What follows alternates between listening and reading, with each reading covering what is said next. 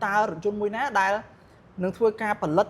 rồi có đầm láng nơi ở từng trạm bên nông đài đợt sinh chỉ dân thua ca tờ láng rồi dân bị đi Silan phai nâng bị đi Eto thu nơi khăn ông ở Tây Dương ta tờ lấy với ai miền ca prai pro mệt đài trong hôn sai tha si buôn lịch phần tay chặt tay quạt phở láng hồ tờ đó bầm muối tầm phần lịch không rồi kilo mà ta nắng với ai mò bị bành hai kia đài chúng biết xưa bong bong tờ này ngày nắng nhung miền nơi video muối đây là một thư ca đánh đào tiện ton tân rồi chốn bi đi Silan phải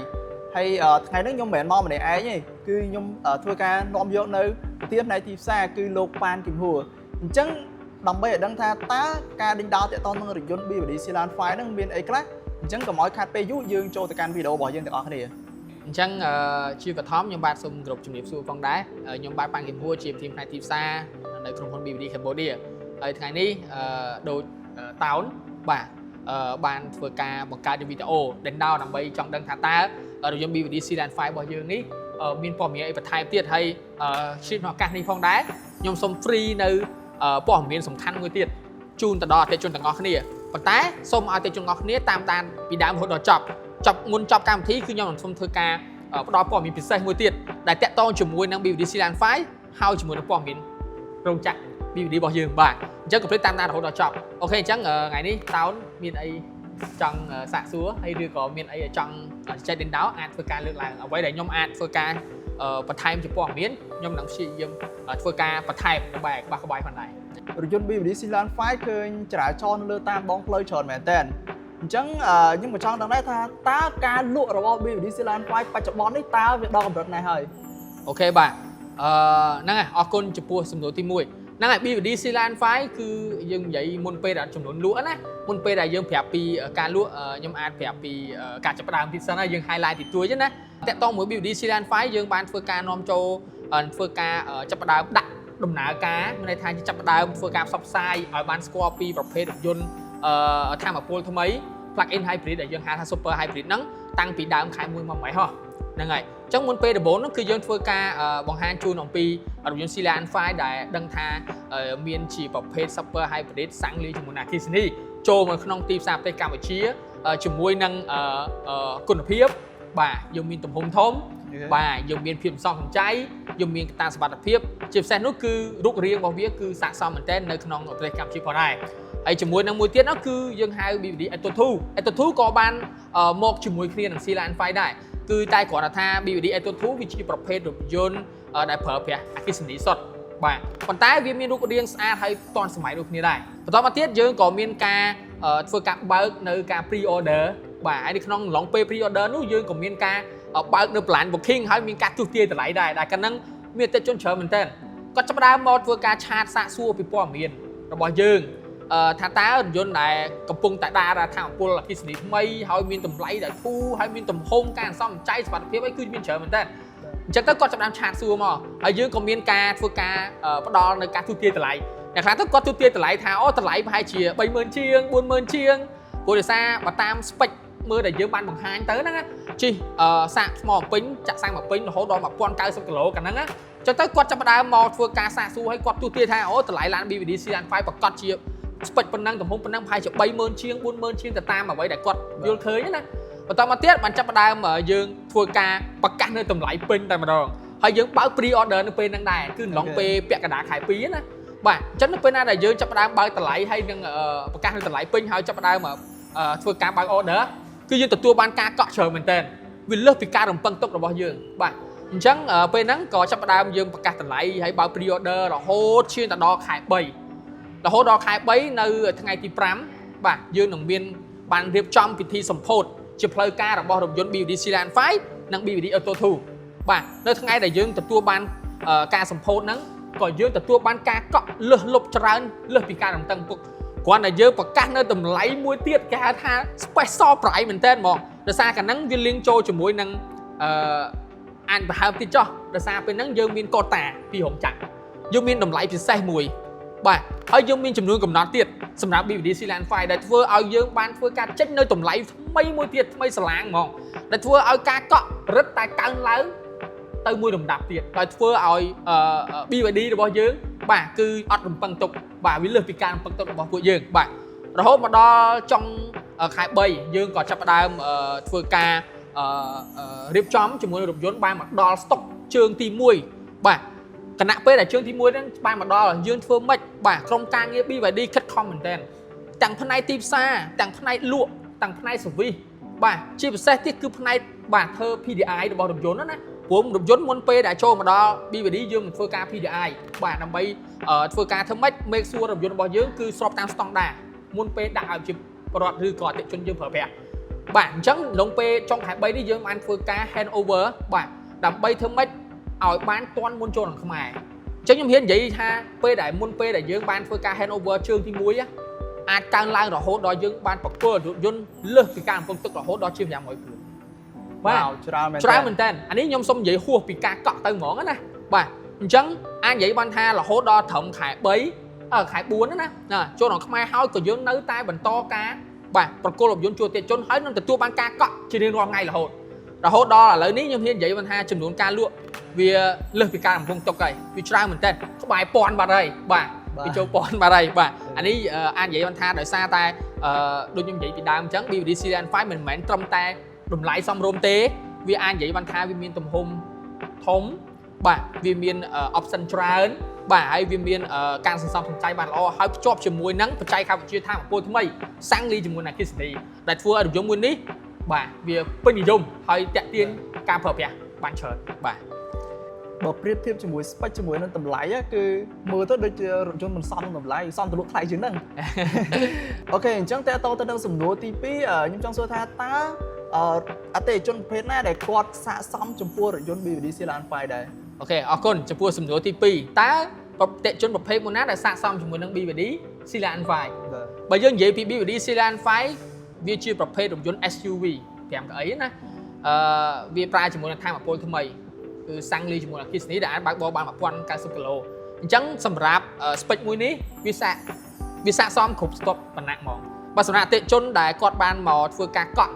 និងមក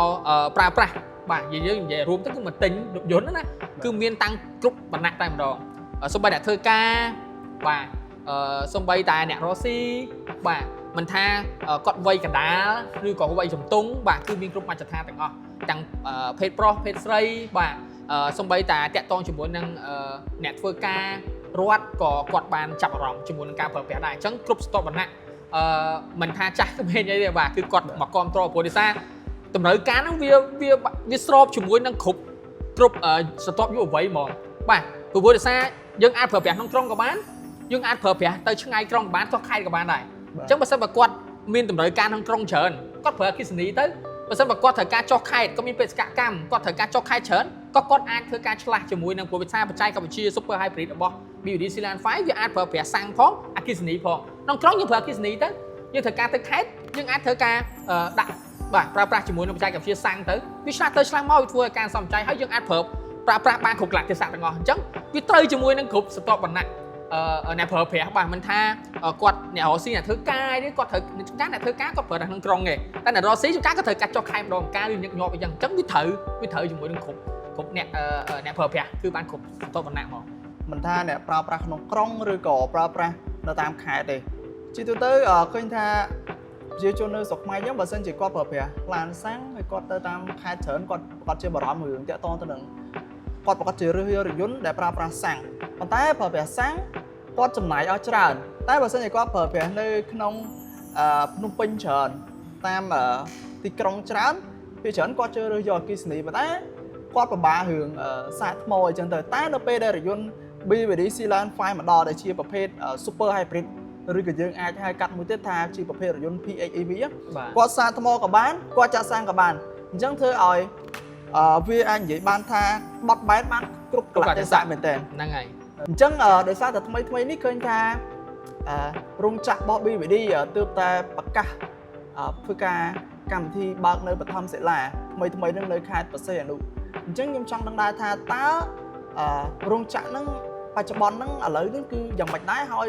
តើរថយន្តមួយណាដែលនឹងធ្វើការផលិតឬក៏ដំឡើងនៅរោងចក្រមួយនោះដែរអូខេបាទសម្រាប់សំណួរទី3នេះគឺជាសំណួរសំខាន់ហើយខ្ញុំជឿថាមានអតិថិជនច្រើនប្រកាសជាគាត់ចង់ដឹងហើយព្រោះដោយសារគាត់ចង់បានព័ត៌មានអាប់ដេតអំពីព្រោះដោយសារយើងថ្មីហ្នឹងយើងតែធ្វើការសម្ពោធបាទ រោងចក្រ BYD នៅតំបន់សេដ្ឋកិច្ចពិសេសខេត្តផ្សេងនោះដែលមានការចូលរួមជាអធិបតីភាពរបស់អាដាមសុនចន្ទថុលផងដែរហើយក៏មានជាឯកទេសទូតគាត់បានអញ្ជើញទៅផ្ដល់ជាកិត្តិយសហើយក៏មានហេតុដឹកនាំច្រើននៅក្នុងនឹងទៀតដែលបានចូលទៅធ្វើការបើកបឋមសិលាឬក៏បុកគ្រឹះសាងសង់នៅរោងចក្រ BYD នៅឯតំបន់សេដ្ឋកិច្ចពិសេសខេត្តព្រះសីហនុផងដែរបាទអញ្ចឹងតកតមួយព័ត៌មានអាប់ដេតថ្មីនេះគឺ BYD រោងចក្ររបស់ BYD បាទយើងនឹងក្រុងសាងសង់ដូចខ្ញុំបាននិយាយហ្នឹងគឺចុងខែ4បាទយើងនឹងបើកបឋមសិលារួចហើយយើងរំពឹងទុកថានឹងសាងសង់បញ្ចប់នៅចុងឆ្នាំ2025នេះបាទហើយនៅក្នុងនោះផងដែរនឹងប្រកាសជាមានតេជជនច្រើនមែនតើគាត់រំពឹងទុកហើយគាត់នឹងកំពុងតែចាំថាចុះមានរថយន្ត model ណាទៅណោះដែលធ្វើការក្រងនិងតម្លើងនៅក្នុងស្រុកបាទអញ្ចឹងខ្ញុំអាចហ៊ាននិយាយថាកាពិតវាមានច្រើនប៉ុន្តែខ្ញុំសូមលើកយក2 model បាទគាត់តែប្រហែល2 model ហើយអាចដឹងថា model មួយណាបាទអញ្ចឹង2 model នោះគឺជាប្រភេទរថយន្តថាមពលថ្មីបាទអញ្ចឹងថ្មីនេះក្រុមហ៊ុន BYD ក៏ដូចជាក្រុមហ៊ុន Harmony Auto ដែលជាអ្នកចែកចាយសិនបាត់មុខពី BYD ក៏បានធ្វើការ confirm ថានឹងយកនៅរថយន្ត BYD Sedan 5បាទនិងរថយន្ត BYD Atto 2បាទនឹងធ្វើការដំឡើងផ្ទាល់ចេញពីរោងចក្រនៅតំបន់សេដ្ឋកិច្ចពិសេសខេត្តផ្សេងនោះនៅចុងខែនេះចុងឆ្នាំនេះតែម្ដងបាទហ្នឹងហើយវាជាដំណឹងរីករាយមួយដែរដោយវាជាប្រភេទរថយន្តដើរតែថាមពលថ្មីដំបូងបំផុតដែលបានធ្វើការតម្លើងចេញពីបាទរោងចក្រ BYD នៅក្នុងប្រទេសកម្ពុជាផងដែរវាជាភាពសប្បាយរីករាយមួយដែរហើយក៏ជាសមិទ្ធផលថ្មីមួយទៀតរបស់ BYD ប្រចាំប្រទេសកម្ពុជាផងដែរវ៉ាវវាពិតជាដំណឹងមួយដែលអាចនិយាយបានថារំភើបទាំងខ្ញុំអីដែរហើយប្រកាសជារំភើបទាំងប្រជាជនខ្មែរជាពិសេសអតិថិជនដែលប្រើប្រាស់រថយន្ត Atto 2 និង BYD Sedan 5ដំណឹងមួយនេះខ្ញុំគិតថាបើសិនជាមានរោងចក្របែបអញ្ចឹងប្រកាសជាគ្រឿងបន្លាស់យើងអាចនិយាយបានថាងាយស្រួលជាងមុនអញ្ចឹងណាប៉ុន្តែខ្ញុំក៏ចង់ដឹងមួយទៀតដែរថាបើសិនជាយើងធ្វើការតម្លើងរថយន្ត BYD Sedan 5 និង BYD Atto 2 នៅក្នុងប្រទេសយើងតើតម្លៃវាអាចមានការប្រែប្រួលមិនដែរក៏ពិតខ្ញុំចង់ជម្រាបជូនចំណុចនេះឲ្យកាន់តែច្បាស់ក៏ពិតតើតមួយ BYD Sedan 5 និង BYD Atto 2ដូចខ្ញុំបានជម្រាបជូនពីខាងលើមកអញ្ចឹងយើងធ្វើការដាក់ដំណើរការធ្វើការផ្សព្វផ្សាយណាជំហានដំបូងតាំងពីខែ1មកម្លេះហើយដូចអតិថិជនបានដឹងអញ្ចឹងគឺតកតជាមួយនឹងទាំងតម្លៃ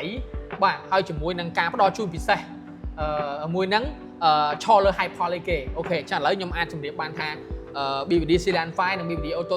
2យើងនឹងមានការ confirm មានតម្លើងបាទនៅក្នុងប្រទេសកម្ពុជារបស់យើងលើដំបូងអញ្ចឹងតកតមួយតម្លៃគឺវាអត់មានការប្រែប្រួលទេបាទហេតុអីបានវាមានការប្រែប្រួលឥឡូវខ្ញុំអាចសុំថាថយក្រោយតិចដោយសារ BYD Sedan 5 និង BYD Atto 2យើងបានផ្ដល់ជូននៅកូតាណាបាទមុនពេលដែលដាក់នៅតម្លៃចេញមកតែមុនពេលដែលយើងដាក់នៅតម្លៃចេញមកគឺយើងបានធ្វើការគិតគូរជាមួយនឹងខាងរោងចក្រធានាធ្វើម៉េចផ្ដល់ជូននៅលក្ខខណ្ឌពិសេសមួយបាទអញ្ចឹងលក្ខខណ្ឌអីគេវិញទៅលក្ខខណ្ឌពិសេសហ្នឹងមានន័យថាមុនពេលដែលរោងចក្រគាត់បានមកដល់ប្រទេសកម្ពុជាព្រោះកាលហ្នឹងយើងអត់ទាន់បានបើកគ្រឹះសាងសង់ទេប៉ុន្តែយើងមានក្រងហើយអញ្ចឹងតម្លៃដែលយើងបានដាក់សម្រាប់ BYD Sedan 5 និង BYD Atto 2 នោះគឺជាតម្លៃដែលដូចការបើករោងចក្រស្រាប់ទៅហើយវ៉ាវយើងមានន័យថាយើងមានចំនួនកំណត់មួយហើយយើងដាក់តម្លៃមួយនេះស្មើឲ្យតម្លៃក្នុងស្រុកដែលមានរោងចក្រស្រាប់អញ្ចឹងបាទអញ្ចឹងមកសំណួរសួរថាពេលដែលយើងបើករោងចក្រហើយតម្លៃមានការប្រែប្រួលអត់វាប្រកបណាស់វាអត់មានប្រែប្រួលទេព្រោះតម្លៃដែលយើងសេតមកសម្រាប់រថយន្ត BYD Sedan 5 ដែលយើងលក់បច្ចុប្បន្ននេះហ្នឹងបាទគឺជាតម្លៃដែលដូចមានរោងចក្រស្រាប់បាត់ហើយអញ្ចឹងសួរថាបើយើងបញ្ចុះមកថែមទៀតអត់បានទេបាទគឺយើងអត់មានទេព្រោះតម្លៃនេះគឺមានការសេតស្រាប់ហើយបាទដូចខ្ញុំបាននិយាយអញ្ចឹងគឺមានកូតាពីរោងចក្រមកដើម្បីឲ្យតម្លៃមួយនេះសម្រាប់ជូនអ្នកប្រើប្រាស់គាត់ទទួលបាននៅតម្លៃពិសេសស្របទៅតាមគុណភាពរបស់វាផងដែរហើយជាប្រភេទរថយន្តដែលដើរតាមពលថ្មីផងដែរនោះគឺយើងអត់មានការប្រែប្រួលជាមួយតម្លៃទេបាទដូចបានការផ្សព្វផ្សាយកន្លងមកអញ្ចឹងគឺនៅពេលណាដែល BYD Sedan 5 នេះប្រកាសតម្លៃចេញមកពេលហ្នឹងយើងមានការផ្សព្វផ្សាយកម្រិតមួយដែរគឺយើងបានជំរាបជូនអតិថិជនហើយអញ្ចឹងឥឡូវនេះឆ្លៀតនៅឱកាសនេះខ្ញុំចង់បន្ថែមលើនឹងទៀតថាបាទយើង confirm នៅក្នុងការសាងសង់ច្រឡំសំទោសយើងមានការដំឡើងបាទ BYD Sedan 5 Atto 2 នៅក្នុងរោងចក្រ BYD នៅឆាប់ៗខាងមុខនេះប៉ុន្តែខ្ញុំសូមបញ្ជាក់ប្រាប់ថាសប្តាហ៍ថ្ងៃនេះចំនួនក៏មានកំណត់ដែរ BYD Sedan 5 និង Atto 2 ក៏យើងមានចំនួនកំណត់ដែលជាកូតាពិសេសដំបូងហ្នឹងណា ចឹងបើសិនបើករណីយើងអស់ stock ចឹងអតិថិជនដែលគាត់កំពុងតែមានតម្រូវការណាគាត់កក់ទៅអត់បានកក់ឬកក់អត់ទាន់ពេលឬក៏វាអស់ stock ក៏សូមខន្តីអភ័យទោសផងដែរអាចរងចាំរហូតតតែរោងចក្រយើងសាងសង់ចប់នៅចុងឆ្នាំហ៎បានយើងអាចទទួលបាននៅរថយន្ត BVD Sealand 5 ម្ដងទៀតបាទអញ្ចឹង BVD Sealand 5 ដែលយើងយកមកឥឡូវនេះដល់ជើងទី5ណា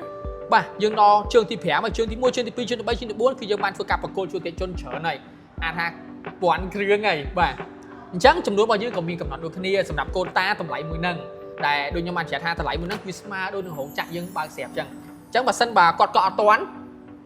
បាទអញ្ចឹងគាត់កក់ជើងក្រោយតតែចាំនោះជើងក្រោយមួយទៀតហ៎បាទដែលចេញពីរោងចក្រនៅ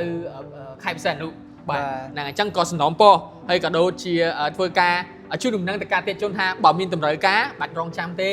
ព្រោះបើសិនបើរងចាំតរហូតដល់ចុងឆ្នាំហើយបើយើងនិយាយពីតម្លៃដូចខ្ញុំបញ្ជាក់អញ្ចឹងគឺអត់មានការប្រែប្រួលទេអញ្ចឹងហេតុផលខ្ញុំបានប្រាប់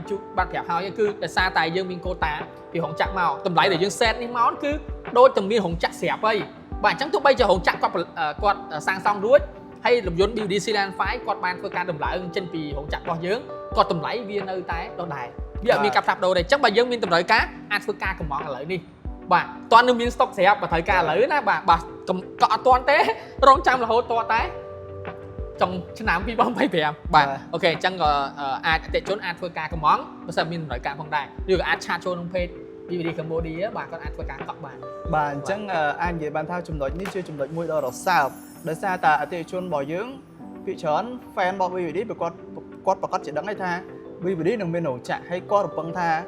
Sealand 5 និង Etotu ប្រកាសជាបញ្ចុះតម្លៃនៅពេលដែលមានរោងចក្រប៉ុន្តែជាក់ស្ដែងគឺអត់ទេបងប្អូនតម្លៃហ្នឹងគឺបញ្ចុះប្រៀបធៀបដូចជាតម្លៃដែលមានរោងចក្រឲ្យស្រេចចឹងបាទអញ្ចឹងអាចនិយាយបានថាតម្លៃមួយនេះគឺជាតម្លៃមួយដែលបងប្អូនមិនបាច់ធ្វើការរងចាំនៅពេលដែលរោងចក្រធ្វើការបើកទេអញ្ចឹងតម្លៃមួយនេះគឺនឹងថេរជារហូតអញ្ចឹងនៅពេលដែលតម្លៃថេរអាចនិយាយបានថាអតិថិជនដែលបានធ្វើការជាវនៅរថយន្ត BVD Sealand 5ទៅប្រើប្រាស់គាត់អត់បារម្ភនៅក្នុងចិត្តគាត់អត់គិតថាហីតិចបើសិនជាមានរោងចក្រតិចតម្លៃធ្លាក់សល់ 20000 ទៅតែជាស្អីអត់ទេបងប្អូនតម្លៃរថយន្តរបស់បងប្អូនគឺនៅថេរដដែលអញ្ចឹងសូមធ្វើការកុំបារម្ភអីហើយចំពោះអតិថិជនថ្មីក៏អាចធ្វើការមិនបាច់រងចាំដូចគ្នាមានតម្រូវការឥឡូវគឺទិញឥឡូវ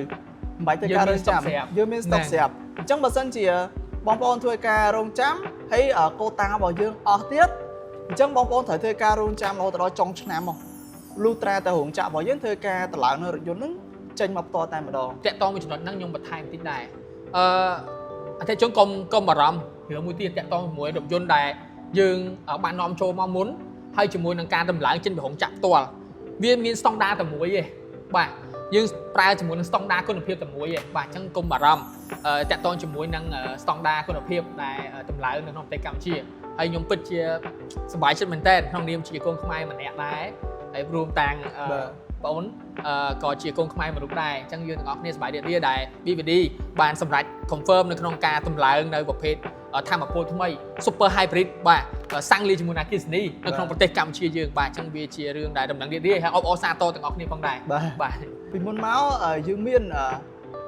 រោងចក្រដែលគាត់ដំឡើងរថយន្តសាំងប៉ុន្តែលើកនេះគឺជាលើកដំបូងហើយដែលជាមានប្រភេទរោងចក្រធ្វើការដំឡើងនៅរថយន្តអគ្គិសនីនិងរថយន្ត Super Hybrid យើងហៅ Super Hybrid សាំងដំបូងក្នុងស្រុកខ្មែរតែម្ដងបាទអញ្ចឹងមិនថាខ្ញុំមិនថាប្រជាជនខ្មែរទាំងអស់គ្នាក៏ដូចជា fan BVD គឺសប្បាយចិត្តទាំងអស់គ្នា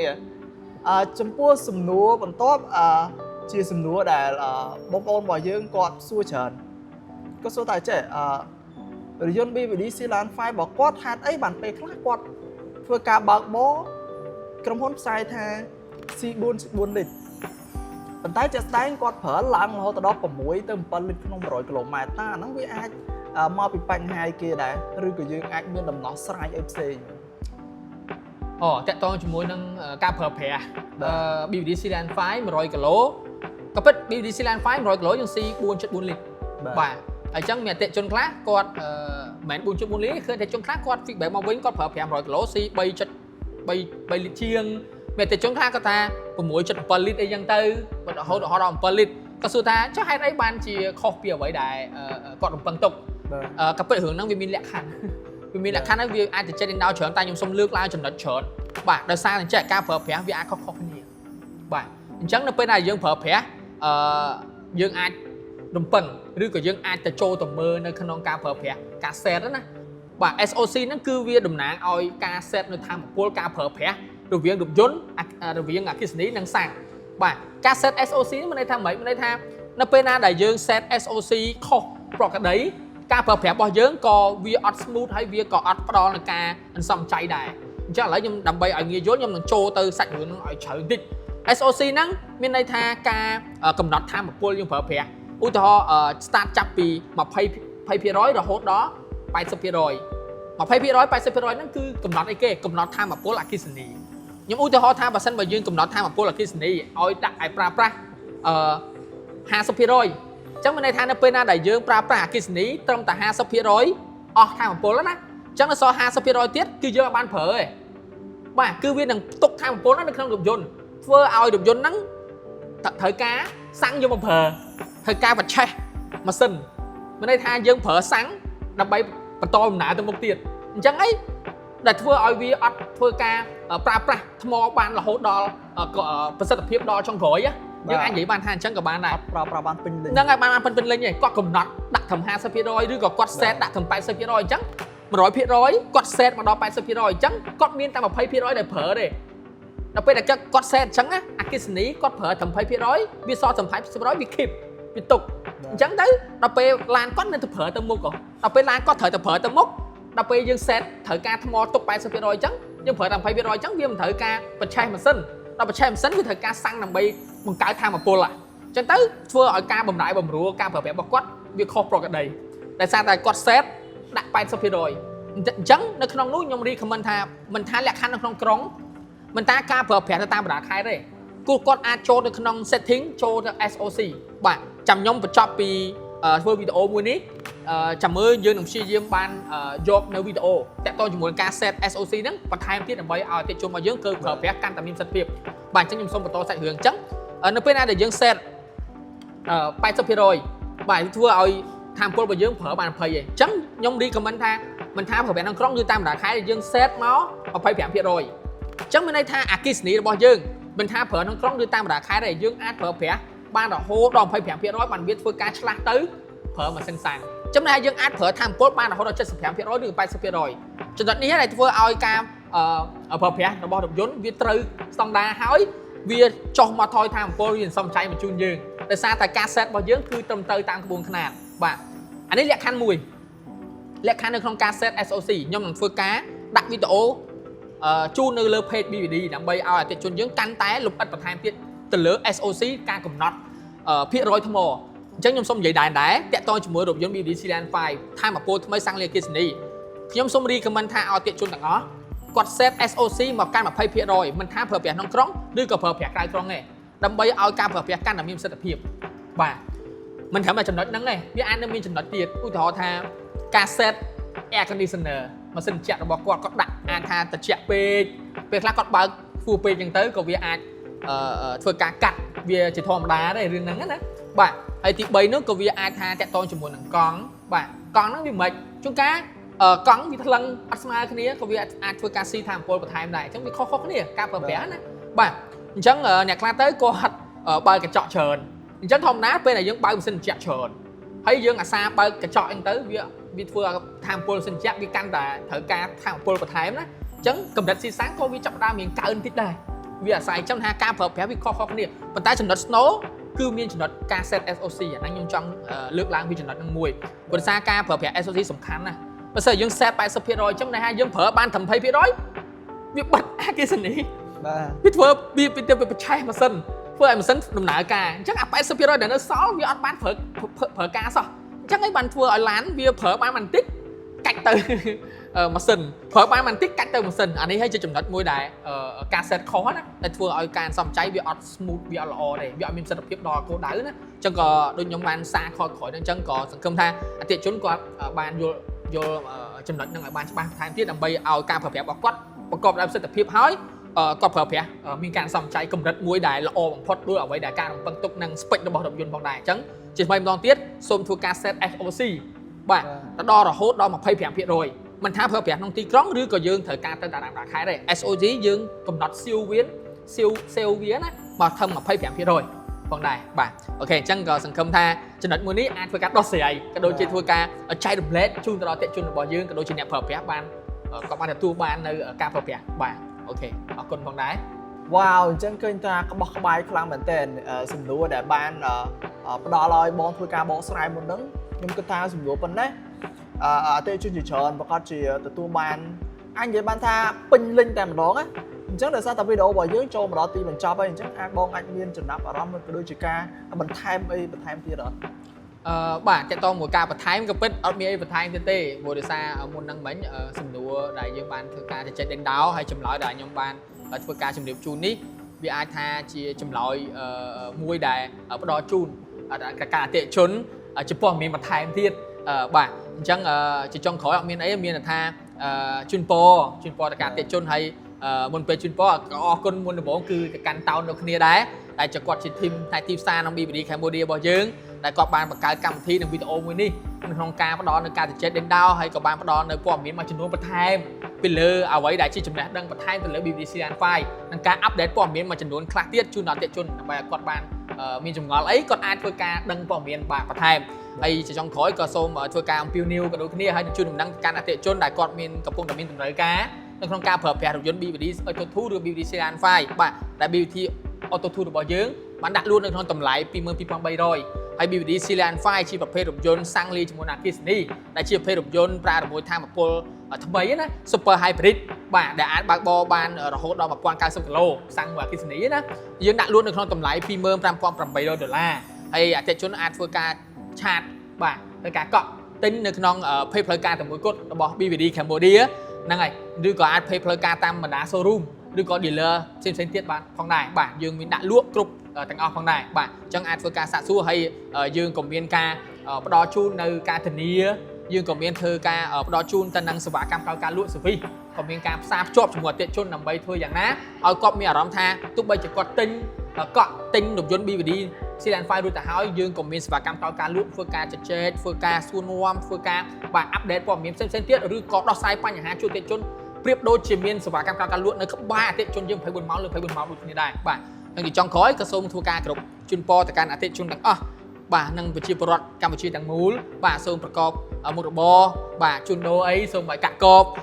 ជួបតែសំណាងល្អជាពិសេសជាមួយនឹងពុទ្ធពរទាំង4ប្រការគឺអាយុវណ្ណៈសុខៈពលៈកំបីគ្លៀងគ្លាតឡើយហើយក៏សូមអរគុណមែនទែនដែលថ្ងៃនេះបានសប្បាយចិត្តមែនទែនបានចូលមកធ្វើការបកស្រាយបាទអ្វីដែលជាព័ត៌មានអាប់ដេតចុងក្រោយជូនដល់អតិថិជនផងដែរបាទអញ្ចឹងដោយសារតែវីដេអូរបស់យើងចូលមកកាន់ទីបញ្ចប់ហើយអញ្ចឹងខ្ញុំបាទម៉ាស៊ីនតោនក៏សូមធ្វើការជម្រាបលាបាទខ្ញុំប៉ាន់គឹមហួរប្រធានគ្រប់គ្រងផ្នែកទីផ្សារនៅ BBD Cambodia ក៏អរគុណនិងសូមគោរពលាផងដែរបាទសូមអរគុណ